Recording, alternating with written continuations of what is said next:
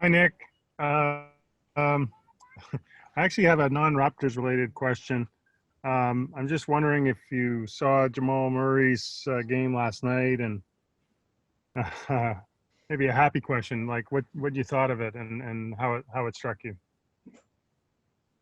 Yeah, I mean, I've seen this, I've seen just about all of his games here, and I've seen quite a bit of him as well. He's really on one, man. He's really on a huge tear, and um, I don't know. I more than the scoring and everything. I just love the competitiveness, Michael. I think from watching him play, man, he's really trying to do everything he can to help his team win, and he just so happens to be on a scoring barrage of unlike I don't see too many like this. So pretty cool to watch, that's for sure. Heck of a player, man. Heck of a competitor. And just to follow up, I mean, in a perfect world, you'd have your second NBA ring, and you'd probably have a medal from Tokyo. um, if things hadn't been interrupted. But have you allowed yourself to think of what might have been this summer and what a guy like Jamal could or will mean when the opportunity arises? Well, what I think about, Michael, is this: I pray every day that there'll be a Tokyo someday. You know what I'm saying? I mean, I think for everybody around the world, that means that things are moving again, and it's hard to dream about being on the medal podium. It's hard to be about when you don't even know if you're gonna ever go, right? That's what I'm saying. Let's all keep trying to pray or positive thoughts that those games will take place at some point. I I appreciate it, Nick. Thank you. Yeah, thank you, Michael. Next is Doug Smith from the Toronto Star. Morning, Nick. How you doing? I'm fantastic, Doug. How are you? I'm glad to hear it. I don't think fantastic's quite good, but that's all right. Um, when you're looking back at the film of yesterday, you need to change what you do or do what you do better. Well, I think well, yeah, there's got to be some adjustments, obviously, Doug, and some things we didn't do very well for whatever reason. But it's we just didn't bring it, Doug. We didn't bring it, man. We weren't running hard. We weren't running hard. It's like we were playing uphill both directions, right? We weren't running hard back. We weren't running hard forward. We weren't cutting hard. We weren't. There was a speed and energy problem that I think was a physical problem, which I think was created by our mental state, which wasn't right. So I then guess you got to get over all that before you start looking at the adjustments and things like that, right? I think as you know, we've talked about this 100 times, me and you, about you got a coverage or you got a matchup out there, and you think, well, it isn't working. Is it not working because we're not doing it well enough or hard enough or with enough pace, speed, connectivity, trust, communication, anticipation, toughness, or do you need to completely junk it and get out to another coverage, right? So there's kind of lots going on there, and I think to answer your question, there's some of both. great. Thanks, Nick. I appreciate it. Next, we'll go to Stephen from Sportsnet. Hey, Coach, thanks for doing this. Just upon further review, what did you think of that kind of big jumble lineup that you went with like last night? What benefits did you see out of it? I mean, it was okay, Stephen. Obviously, they had a nice run kind of when the game was, with everything was going wrong and the game was getting away from us early, and we went to it, and it brought us back with a chance, and without a couple really critical mistakes to end the quarter, we probably go into the half down 8 or 10.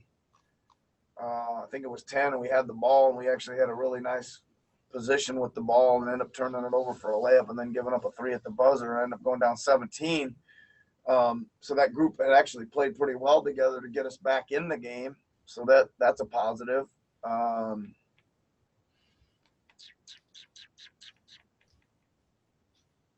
Yeah, that's all I can say. Their plus minus was pretty good, so they were doing okay at both ends, I guess. And just one more for me, but like I know you were asked about this last night about like Pascal's kind of post touches, but given a night to kind of look it over, what did you see there? Like were those the touches that you wanted him to get, like because he's close to the basket in the paint for more high percentage looks? Well, I think Stephen, they looked pretty good to me for the most part. I thought Smart pulled him into an offensive foul that was a bad call, right? So that was one that wasn't very good. He got clearance at about 2 feet on one that he missed the layup. He got 2 and ones, so those were pretty good, and he got another bucket over Smart. So for the most part, they looked okay, and I think that we're trying to get him going a little bit. So we were trying to get him some touches, and that wasn't a bad way to do it. I think we need to do a little bit more around it a little bit. I think we need to cut a little bit more and have a little better spacing and relocation and things like that. Possibly if we go into him there, yeah. I don't know. What'd you think of him? What'd you think of those post touches? You like them? Too many? I mean, it looked like a lot. It looked like a lot. Yeah. Thanks a lot, Coach. Next, we'll go to Mike Ganter from the Toronto Sun. Hey, Nick. Pretty general question from me. Just wondering about, the mood in today's practice after yesterday and whether it was pretty easy to get their attention the day after. Yeah, I think so, Mike. I think so. I mean, the mood's not good, right? We're not happy, and we're a little pissed off, and we should be. I mean, we're not proud of anything we did yesterday. Yeah. So the only you got to kind of live through that, right? You got to kind of live through that until you get another chance for the ball to go up and try to right it. And you can say, hey, we'll play better, it'll be okay. Well, we'll see. We gotta make it better. We gotta make it okay. Yeah. Thanks, Nick. We'll go to Josh from TSN next. Hey, Nick. Fred was just telling us that he gets to see his family today. I guess a bunch of the players are going to get to see their family today or soon.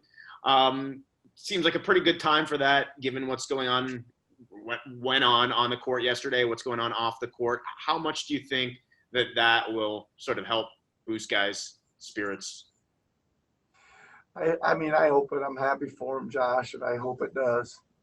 Me predicting what's going to happen is a little bit shaky these days. You know what I mean? Like one event leads to the next. If anybody's predicting that in the present times, then they make a lot of money. So I don't know.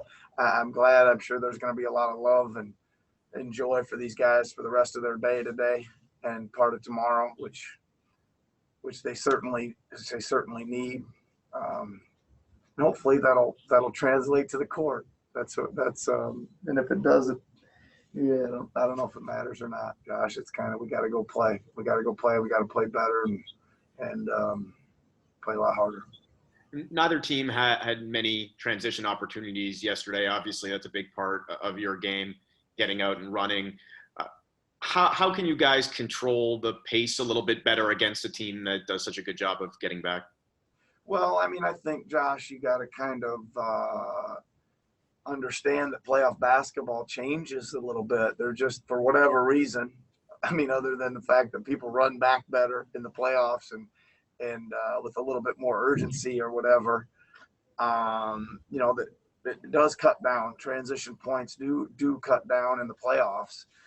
That being said, I think again, what do? We've already talked about this a couple times. You push it a little harder, you run a little harder to the corners, you throw it ahead a little bit more, but mostly it's about running hard with some speed. And once you get a stop or a turnover, man, you got to try to change gears and you got to try to put the heat on them. And you can only do that usually in numbers. You need some depth and some width both to your transition offense. Thanks, Nick. Welcome, Josh. Thanks, Josh. Next, we'll go to Greg Ross from CBC. Greg, are you there? Okay, we'll go to Chris Mannix, who should be live there with you. Nick, we're obviously in an era of kind of positionless basketball. When you see guys like Tatum and Brown, two kind of floor space or wingy kind of guys playing together in the front court, what kind of challenges do they pose as front court mates there? Well, I think the biggest thing is they can do a little bit of everything, right? And they can guard a little bit of everything as well. So they can shoot it, they can drive it, they can post you if they get the right matchups. And I think that's a lot of the best players in the league are kind of in that big wing athletic position that can do about every skill. Have you seen improvements defensively from either of them this year as you watch? Yeah. I mean, I think they're two-way players, man. Both of them. I think they work at it. I think they I see them down guard and they got some length. They certainly got good feet, and they compete. I think that those are the main things. You got the athleticism and the want to do it. I think they both do. We'll go back to Greg Ross. Okay, can you guys hear me? Hello? Yep. All good. Okay. Hey, Nick, a little earlier on, you said that the mood of practice today was guys were just pissed off. I mean, is that what you want to see as a coach? And is that, the thing that makes this team special, the fact that they're so businesslike when it comes to what they do on the court? Well, I'm not sure it's what I want to see, right? I'd much rather be holding hands and skipping rope after a win, you know what I mean? But again, this is where we find ourselves, and well, maybe I was the one that was pissed off, Greg. I don't know. Maybe I was reading it wrong, but let's see. I mean, again, we're gonna find out. Our mood today isn't gonna affect tomorrow much. It's when the ball goes up tomorrow what we're gonna be like. We usually do bounce back though, right? We're a team that's bounced back a lot, so hopefully our historical reference will matter tomorrow. Well, real quick follow-up. You talk about a team that can bounce back, and even in the playoffs last year against Milwaukee, I mean, down 2-0 and to come back. I mean, yesterday was a tough performance for this team on the court. Is it important, I guess, for the mental fortitude for this team to be able to show that they can bounce back against a tough team like Boston in a tough series? Yeah, I mean, we're kind of in a situation now. The stakes are high, Greg, right? Where if you don't bounce back, you're gonna be in trouble, right? Got to figure it out. It is a first team to 4 wins, and there's a ways to go in this series, but we got to play better, man, against these guys, and we got to get in a better mindset, both physically and mentally. We really do. Thanks, Nick. Yeah, you're welcome. Final question today. We'll go to Tim Reynolds from the Associated Press. And kind of along the lines of what you were just asked, I mean, I know in a perfect world, I got muted again. I know in a perfect world, you said that you'd be holding hands and skipping rope today, which I don't believe you guys have ever done in a practice. I think you're lying to us. But in a weird way, can this kind of be what the doctor ordered to get hit in the face, get that edge back that you guys really thrived with last year?